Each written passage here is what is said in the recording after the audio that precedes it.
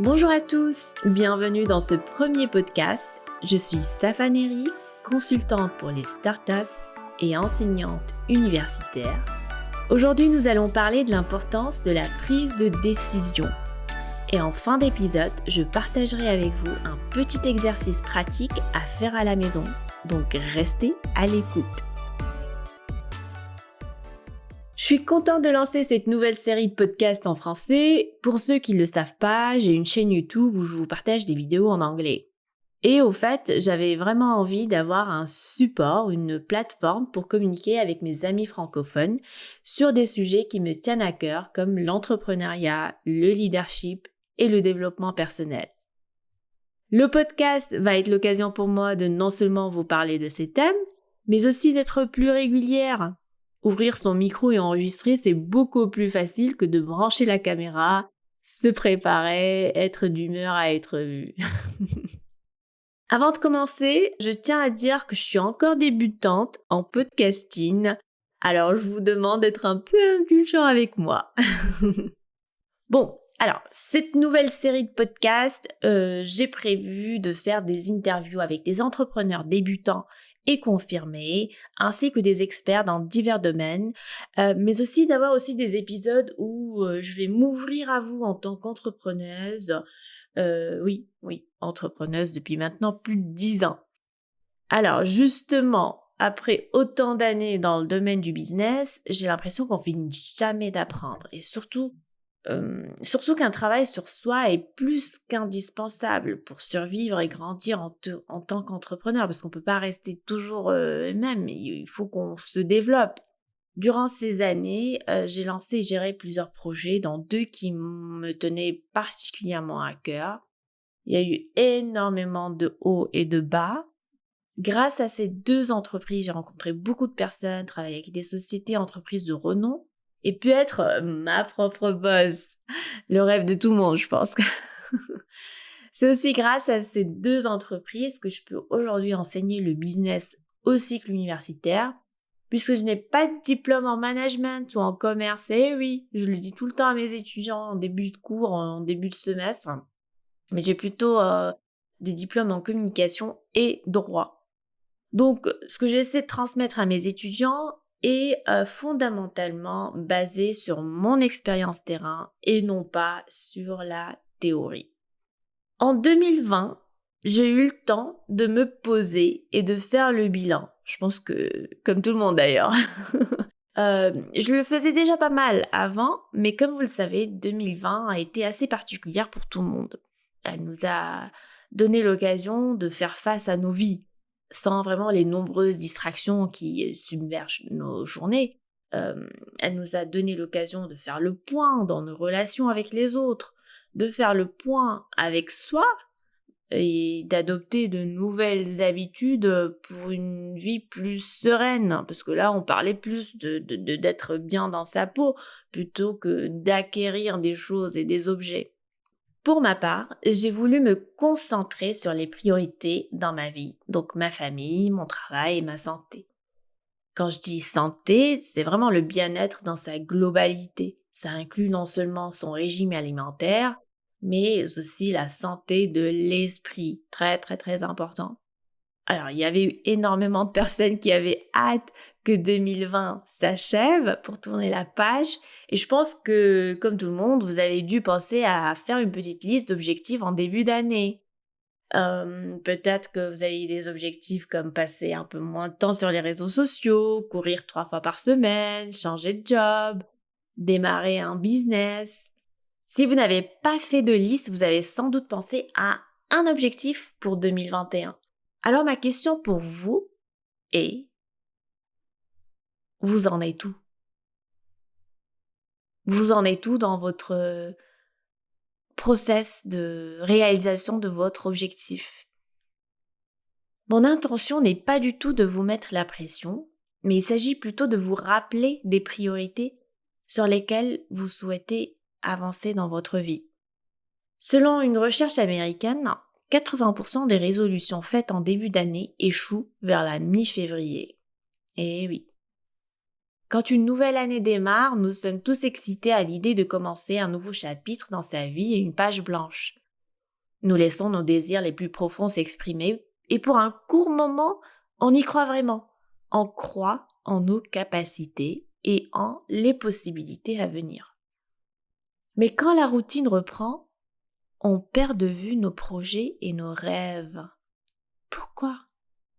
La réponse que j'entends le plus souvent est « pas le temps »,« ah, j'ai beaucoup de boulot ». Mais on sait tous qu'au fond, ce sont juste des excuses.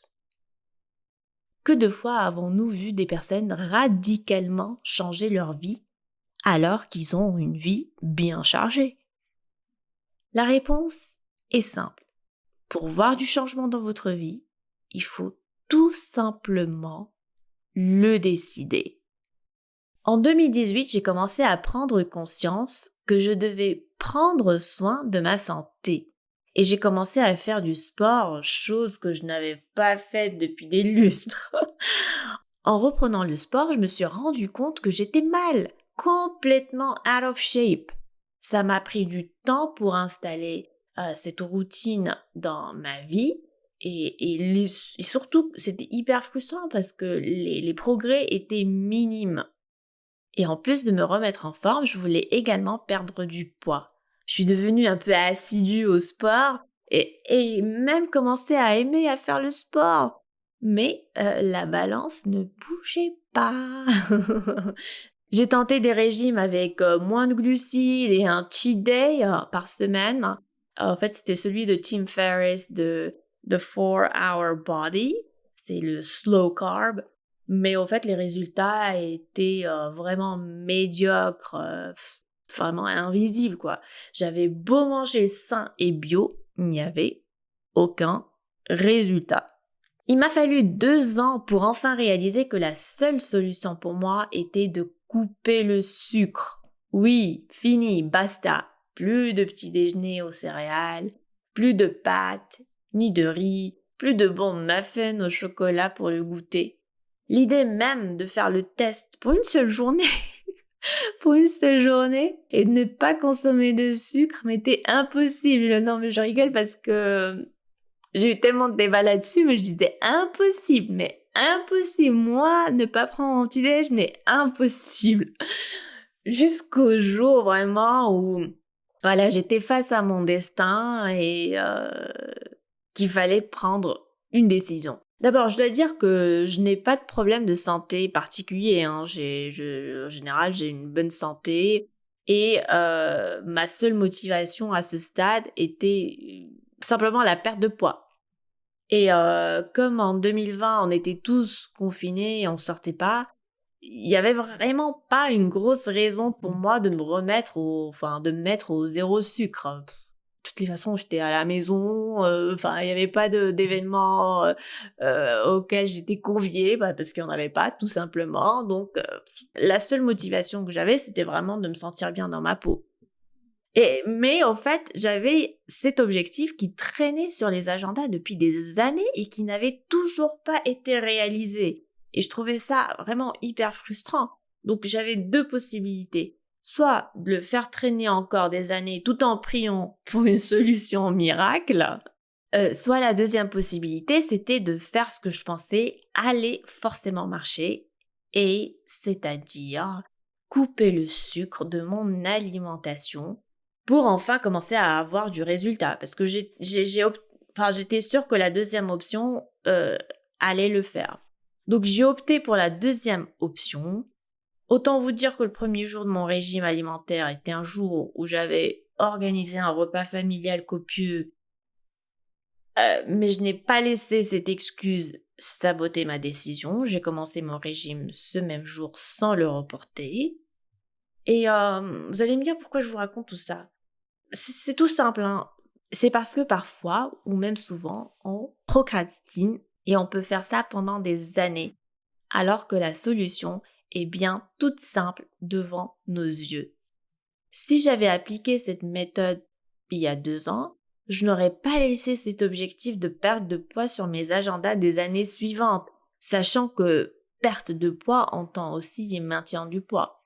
Pour beaucoup de choses dans la vie, il n'y a pas de moment idéal. Il faut commencer, il faut le faire aujourd'hui, maintenant. comme pour moi, j'ai commencé mon régime un jour où j'étais dans la cuisine en train de préparer un gros repas pour la famille. Donc, j'ai pas laissé cette excuse parce que, enfin, j'aurais pu me dire, bon, ouais, j'attends demain. Mais au fait, je sais pas, j'ai pris cette décision ce jour-là, donc il fallait que je commence ce jour-là. Alors, un truc qui est hyper intéressant est le choix de gratification. Est-ce qu'on veut une gratification immédiate ou une gratification, on va dire, différée, c'est-à-dire dans le futur? Alors, par exemple, manger du chocolat peut me procurer un bonheur immédiat qui va complètement disparaître au bout d'une heure. Donc, j'aurai plus de plaisir au bout d'une heure.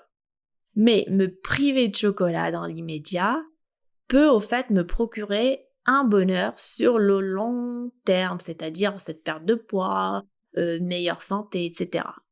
C'est vraiment la constante battle auquel nous faisons face. Sauf que très souvent, nous optons pour la gratification instantanée qui ne produit aucun bienfait sur le long terme. Eh oui, eh oui. Alors, prenez votre liste d'objectifs pour 2021. Regardez le premier objectif. Ça peut être quelque chose comme, par exemple, apprendre le japonais. Ok? Alors, regardons cet exemple. Pour pouvoir converser en japonais, ce n'est pas quelque chose qui peut arriver du jour au lendemain, on est d'accord. Donc forcément, il faut décider que c'est une priorité à laquelle vous allez vous adonner pour au moins 1 an.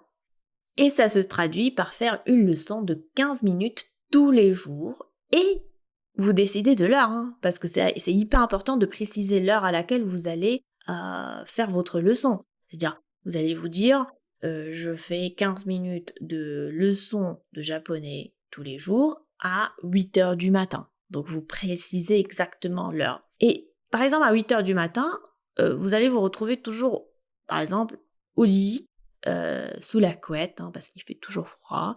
Et vous avez là le choix. Soit vous choisissez de continuer à dormir encore un petit quart d'heure, parce que ça fait toujours plaisir. Soit vous décidez de vous lever et prendre votre douche.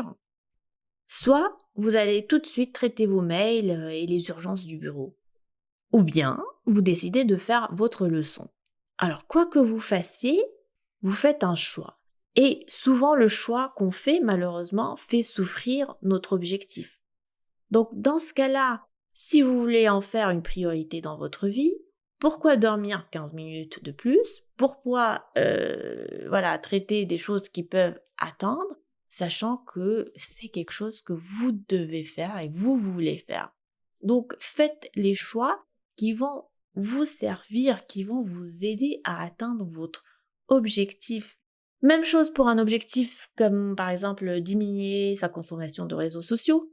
Vous vous fixez cet objectif, mais quand vous êtes sur le point de vérifier votre Instagram, vous faites le choix d'une gratification immédiate au lieu de poursuivre vos efforts sur des projets plus importants.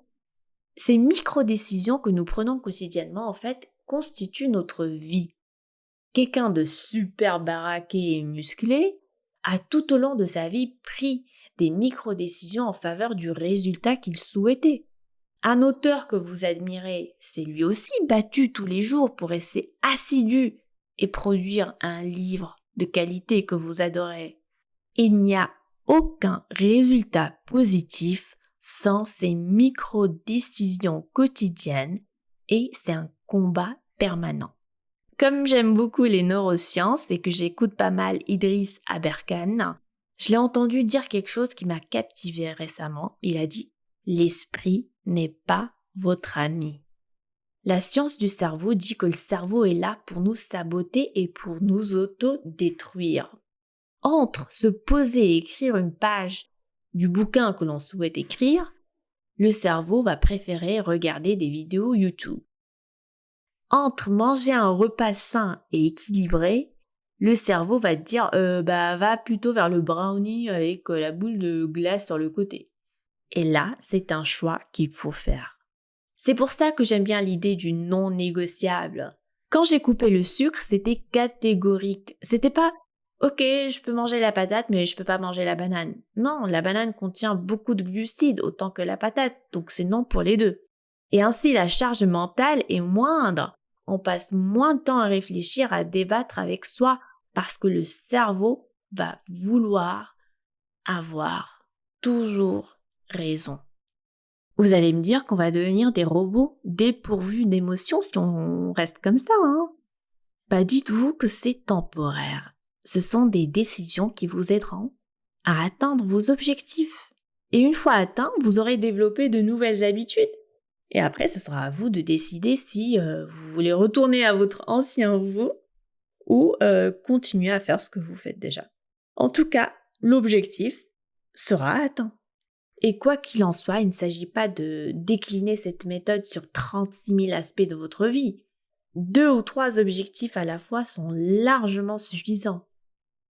Idéalement, commencez par un objectif à la fois et s'assurer que les micro-décisions et habitudes correspondantes sont bien ancrées. Pour enfin atteindre vos objectifs cette année, il suffit vraiment de 1. Le décider. Décidez ce que vous voulez, c'est-à-dire votre vision, comment vous voyez les choses, qu'est-ce que vous voulez exactement. Soyez le plus clair possible. 2. Pensez à ces micro-décisions que vous prenez au quotidien. Réfléchissez à cette gratification immédiate ou différée. Vous faites toujours un choix. Donc réfléchissez et soyez conscient de ça. Et enfin, ne pas oublier que votre esprit n'est pas votre ami. S'il y a une décision difficile que vous devez prendre, accordez-vous du temps, écoutez votre cœur et faites-vous confiance. Et dites-vous que vous êtes dans le jeu de la vie. Parfois on gagne, parfois on perd. Et pour le savoir, à un moment, faudra jouer. Avant de vous laisser, j'aimerais vous donner un petit exercice à faire. Prenez un petit moment dans le calme avec un carnet et un stylo. Pensez à une personne que vous admirez, quelqu'un dans votre entourage ou quelqu'un que vous suivez sur les réseaux sociaux. Et notez les qualités.